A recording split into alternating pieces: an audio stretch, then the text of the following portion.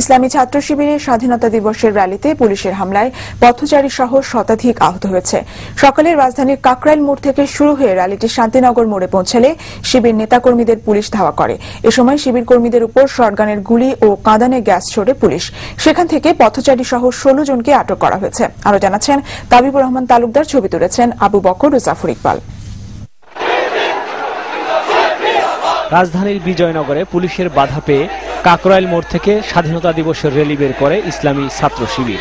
র্যালিটি শান্তিনগরে পৌঁছার পর দলের সভাপতি যখন সমাপনী বক্তব্য দিচ্ছিলেন, তখনই নেতাকর্মীদের উপর চড়াও হয় পুলিশ। ছোড়া হয় টিয়ার গ্যাস ও শটগানের গুলি।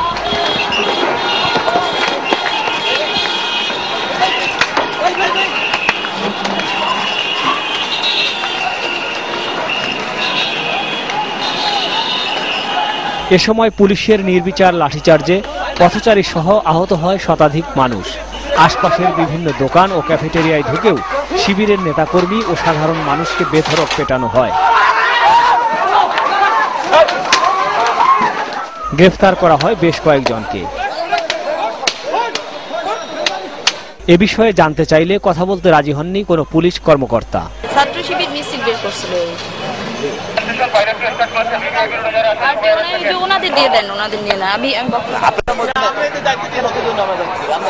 আহত শিবির নেতা কর্মীরা অভিযোগ করেন, শান্তিপূর্ণ র্যালিতে বিনা উস্কানিতে হামলা করে পুলিশ তাদের নির্দয়ভাবে পিটিয়েছে। হঠাৎ করে আমাদের উপরে পিছন থেকে আক্রমণ করলো এবং তখনই বারবার আমি দৌড় দিতে চাইছি এবং আমি পড়ে গেলাম। তারপর আমার উপরে 2-3 বার আক্রমণ করলো। আমি পড়ে গেছিলাম, তারপরে ওখানে আমাকে লাথি মারছে আর তারপরে আবার লাঠি দিয়ে মারছে।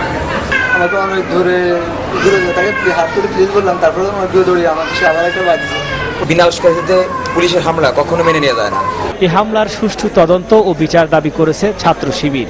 সংগঠনটির সভাপতি বলেন, স্বাধীনতা দিবসের র্যালিতে হামলা করে মহান মুক্তিযুদ্ধের প্রতি অশ্রদ্ধা দেখিয়েছে পুলিশ। স্বাধীনতা দিবস, জাতীয় দিবস, এটা বাংলাদেশের জন্য অত্যন্ত গৌরবের মর্যাদা।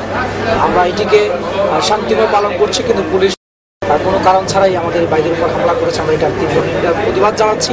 মহান স্বাধীনতা ও জাতীয় দিবসে দেশের অন্যান্য স্থানেও ছাত্র শিবির কর্মসূচি পালন করেছে বলে জানান এ সংগঠনটির নেতারা। তাবিবুর রহমান তালুকদার, দিগন্ত টেলিভিশন, ঢাকা।